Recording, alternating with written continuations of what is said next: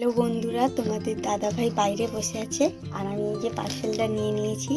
চলো যাওয়া যাক তোমাদের দাদাভাইয়ের কাছে। এটা একটু খুলো তো, কি আছে দেখো।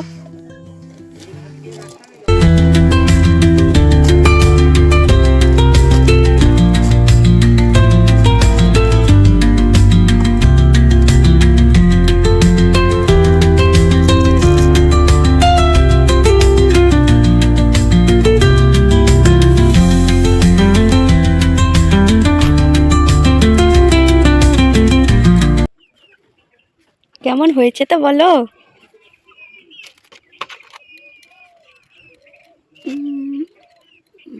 ওয়াও বন্ধুরা, তোমাদের দাদাভাই আনবক্সিং করে নিয়েছে, তো চলো তোমাদেরকে দেখিয়ে দিই।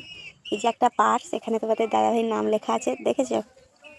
আর এই যে একটা চাবি রিং, সেখানেও তোমাদের দাদাভাইয়ের নাম লেখা। আর দাও দেখাই। আর এই যে একটা পেন, এখানেও তোমাদের দাদাভাইয়ের নাম লেখা আছে, ঠিক আছে?